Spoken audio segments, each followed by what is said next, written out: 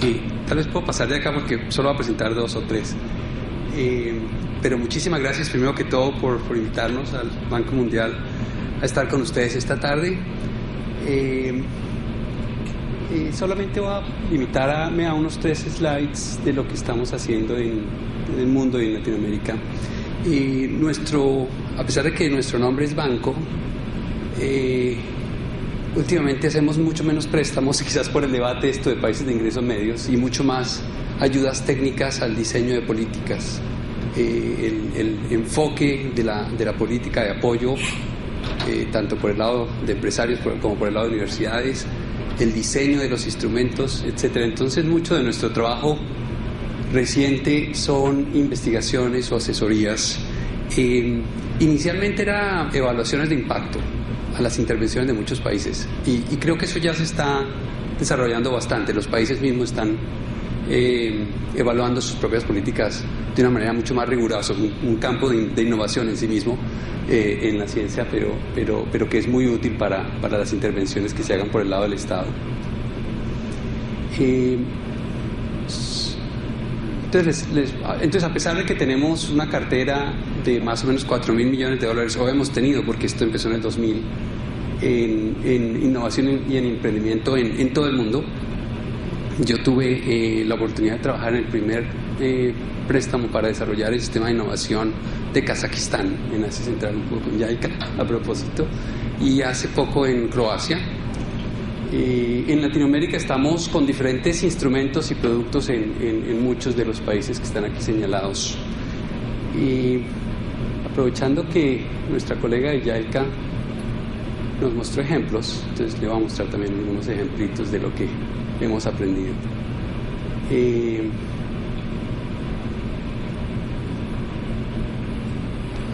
Y esto no es, digamos, observaciones casuales, son más bien experimentos o evaluaciones de impacto. Por ejemplo, India. Hemos tenido una serie de proyectos de apoyo al sistema de innovación. Y inicialmente eran donaciones o matching grants, como se llama en inglés, donaciones que cofinanciaban innovaciones a nivel de empresa. Y entonces todo el mundo se imagina, no sé, Corea con Samsung. No, estas eran innovaciones muy sencillas. ¿De dónde estaban los problemas en términos de eficiencia o calidad de las empresas en la línea de la producción? Y obviamente los problemas se encontraron al final, no al principio. Entonces son cosas relativamente fácil de identificar y de mejorar, y de sistematizar, incluso de promocionar. Con 1 o 2 intervenciones se generalizan este tipo de modelos. Entonces ese es uno de los ejemplitos que quería darle. Otro de los ejemplos ha sido en dónde enfocar el sistema. No hay plata para todo, como hemos estado conversando, ni siquiera en los países como Noruega, por decirlo así, los más ricos. Siempre hay limitaciones de presupuesto, nunca se puede gastar en todo. Y siempre está el dilema, sobre todo entre los políticos y los técnicos, donde la retórica, por ejemplo, es vamos a mejorar las pymes. Resulta que casi en todas las partes del mundo, estoy mostrando un ejemplo de Colombia, no son las empresas pequeñas las que innovan, son las jóvenes. Es un poco diferente. Y entre las jóvenes, las de tamaño medio y las grandes. Y resulta bastante más difícil de justificar intervenciones a empresas grandes o empresas medianas, a pesar de que todos sabemos por el lado de los técnicos que son las intervenciones que más van a tener un valor agregado para el crecimiento y el desarrollo del país. Entonces esta es una de los ejemplos. El otro ejemplo, un poco lo mismo. Realmente, si las empresas pequeñas son las que innovan, generan empleo, en realidad encontramos que no tanto. Estos son estudios ya para el promedio de Latinoamérica, donde vemos que son las firmas medianas y grandes las que generalmente innovan, mejoran su productividad, exportan, invierten en investigación y desarrollo. Entonces es más o menos un refuerzo del anterior estudio. Y esto también, realmente se habla mucho de la formalización. Y lo que hemos visto es que los países que han formalizado más son los que es exactamente donde las empresas grandes han crecido. Hay bastantes estudios, y tenemos bastantes estudios para Perú. Realmente en Perú encontramos un problema que las empresas grandes no crecen, que es un problema muy de Perú, muy de Latinoamérica, pero más acentuado en Perú. en que, y esto lo contrasta uno, por ejemplo, con empresas de Estados Unidos, que es nuestro ejemplo más cercano, debería ser más bien Japón, pues un poco más lejano, o Corea, pero realmente uno ve que las empresas en Estados Unidos crecen, o sea, ya una empresa de 20 años ya es una empresa grande y crece muy rápido, sobre todo las que empiezan bien. Lo que uno ve en Latinoamérica es que se estancan. Entonces hay algo más allá del sistema de innovación que falla, no sé si es la competencia o otro tipo de instituciones que permitan generar bastante más dinamismo en empresas grandes, que generalmente son las que lideran este tipo de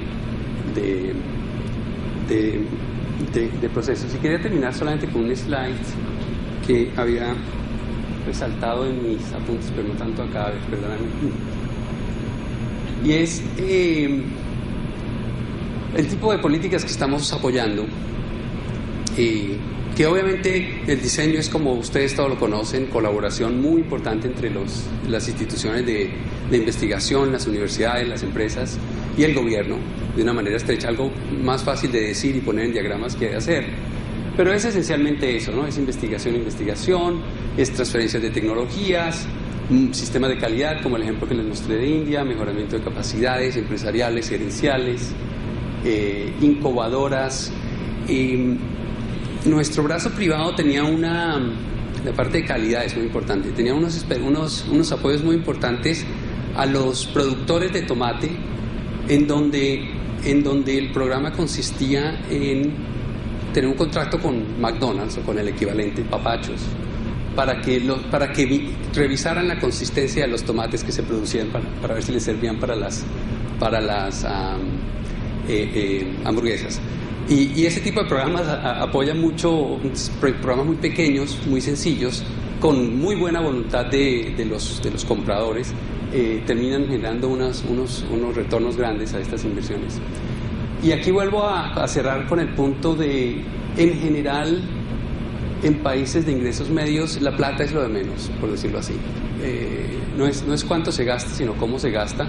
Entonces, a pesar de que en Perú vamos a empezar un apoyo bastante importante con Concitec a partir del año entrante, de nuestro lado 24 millones de dólares, del lado de Concitec más de 200. El asunto en el caso de Perú es identificar sectores, sobre todo que puedan servir de polos de desarrollo regional, enlaces entre universidades y sistemas de investigación y las empresas. Entonces es más, quizás la pregunta ha sido más qué instrumento y qué enfoque debería un gobierno apoyar, no tanto cuánto me puede prestar. Y termino citando también otros de los países que cubrimos en Chile. Ciertamente, a propósito, un poco una diferencia entre los países de Europa Oriental y los de Latinoamérica es que la innovación en instrumentos de apoyo es mucho mayor.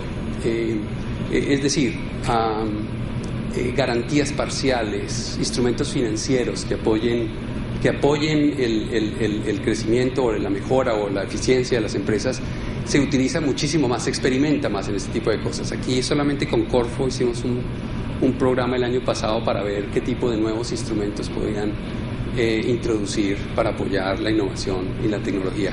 Pero ciertamente son apoyos puramente técnicos. Muchísimas gracias, Soledad, y te paso de nuevo. Muchísimas gracias, muy interesante. A continuación le damos la palabra al representante del IRD, Jean-Luc. Por favor.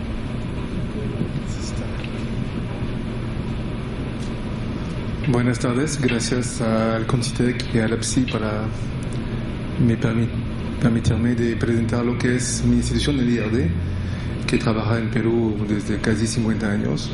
Antes se llamaba Orstom, ahora IRD, y acabamos de cambiar de logotipo, no sé si lo conocen del nuevo. Bueno, así es. Voy a presentar algo que es sobre la cooperación científica del IRD en la región de América Latina y Caribe.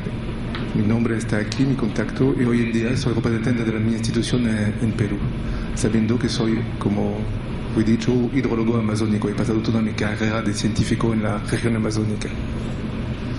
Bueno, la misión del IRD es hacer ciencia. Entonces, estoy aquí, pero tengo que explicar que el IRD no es una agencia de financiamiento de la investigación, es un operador, es un instituto que hace ciencia en la región, pero con un mecanismo un poco diferente de los otros, y lo que voy a intentar explicar durante esta presentación. Entonces, el objetivo de los científicos es investigación, capacitación de los estudiantes, de los colegas, y innovar, por supuesto, cuando se puede, hacer productos de valorización y difusión del conocimiento de la ciencia hasta la sociedad. Hoy en día el IRD tiene un presupuesto anual de como 235 millones de euros. Somos más de 2.000 empleados públicos, de una pequeña mitad de 800 son investigadores que trabajan en los países tropicales. 35% de nuestros empleados trabajan fuera del país. Los científicos están trabajando en 56 unidades mixtas de investigación. Mixtas quiere decir que además del IRD, adentro de estas unidades vienen colegas de muchas universidades de Francia. En el mundo tenemos 30 representaciones, en azul oscuro aquí en el mapa, y más o menos publicamos más de 3.000 publicaciones en revistas indexadas cada año, 3.800 en 2014. Los científicos trabajan en 5 departamentos. Bueno, no voy a entrar en los detalles del tipo de ciencia que hacemos. No hacemos de todo. Hay campos donde no estamos, por ejemplo, agricultura no estamos, porque hay otros organismos franceses que lo hacen. Pero trabajamos mucho en la parte de la geología, de la biología, de los océanos, salud y sociedades. Siempre en los países tropicales. A nivel de América Latina y Caribe, tienen que saber que hoy en día, bueno, siempre el IRD trabaja mandando investigadores trabajar en el país, en las universidades, en los institutos. Y se calculó que en 2015 tenemos 180 equivalentes tiempo completo. Pienso que existe porque lo he traducido del francés, ETC, no sé si existe bien. Si se entiende, son el equivalente que trabajan en la región, sabiendo que hay más de 30, por ejemplo, que trabajan en Bolivia, Guyana Francesa y Perú. Y trabajan de varias maneras posibles. Los que viven aquí, por ejemplo, en Perú son los 20 que viven y trabajan siempre aquí, y los otros son los que vienen de comisiones entre unas semanas hasta 6 meses en el país. Al nivel de presupuesto, la inversión del IRD en la región latinoamericana es de 18 millones de euros por año, por el año 2015. Y se ve que, por ejemplo, los países donde la inversión es mayor es Bolivia, Perú y Guyana Francesa. Entonces, ¿cómo trabajamos? Por supuesto, hay los proyectos conjuntos de investigación, igual que todas las universidades, son iniciativas que vienen del investigador, encontrar un investigador en un país de la región y desarrollar su propio programa, buscar su financiamiento. Es muy común. Pero también el IRD tiene convocatorias para crear laboratorios mixtos internacionales. Son proyectos que duran 5 años, se puede renovar una vez, con una codirección con el investigador y director del país y una coevaluación de los resultados. También tenemos otro mecanismo con convocatoria para que lo que llamamos Joven Equipo Asociado al IRD, que son proyectos para un grupo de jóvenes investigadores sobre una temática que no existe en el país, y el IRD da dinero a esos jóvenes científicos en un país de la región, con un padrino que acompaña un poco la evolución del grupo, que puede después se transformar en un laboratorio mixto internacional. Y además de estos grupos de investigación, el IRD también financia el sistema de observación, porque para hacer ciencia necesitamos de datos de buena calidad, confiables sobre los parámetros y más que todo sobre el largo plazo. Y a veces es muy difícil de obtener este tipo de información para hacer buena ciencia. Rápidamente, en